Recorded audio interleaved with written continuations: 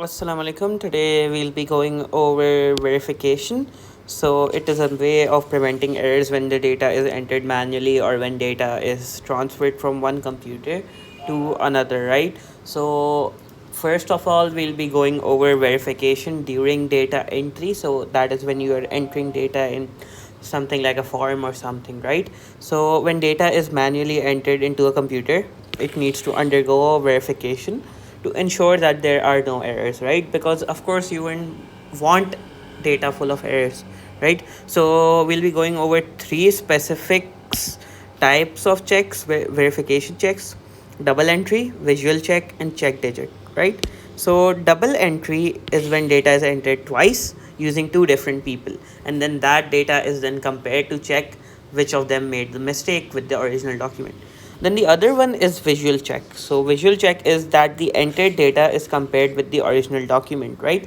So when you have entered data, you press enter, the data is logged into the database, right? So you bring over that file, you look at that file, and then you look at your physical file, right, to check if they both match. So that is what a visual check is. So now we move on to the third one, which is really important, which is the check digit, right? So the check digit is when another digit is added to a number, and these are oftentimes found in barcodes. So if you have a product, if you are buying products from a supermarket, right, so they have barcodes over them, right? So usually the last digit on them is the one that can be a check digit.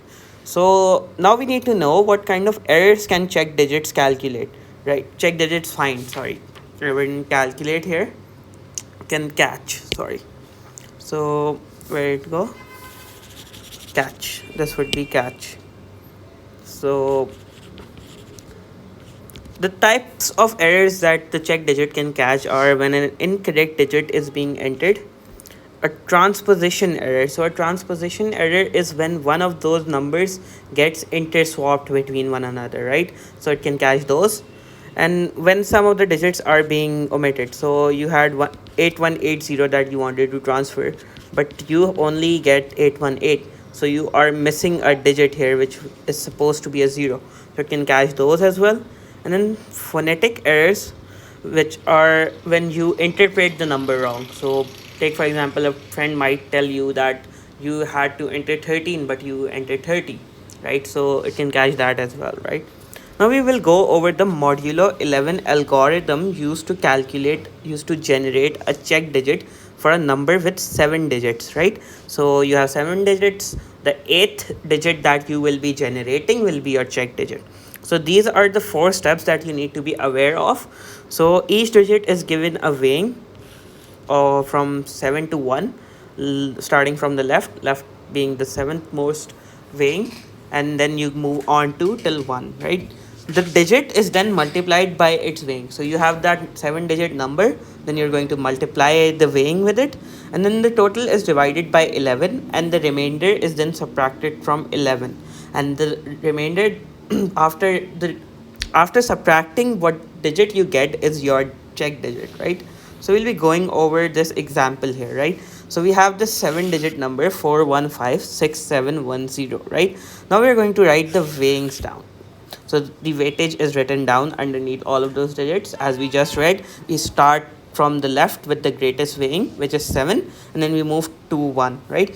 Now we are going to multiply. So 47 is 28, 61 is 6, 55 is 25, 46 is 24, 37 is 21, and 21 is 1, and 10 is 0, right? So I am sure these multiplications are correct. When you add them all together, you get 106.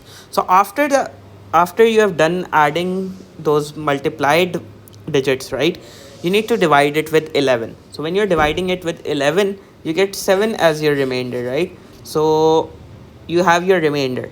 Now all you need to do is you need to subtract it from 11.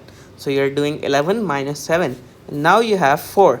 So your check digit becomes 4, right? So now you just write your whole number with 4 in the end. So 4156710 and 4, which is the check digit that you just generated.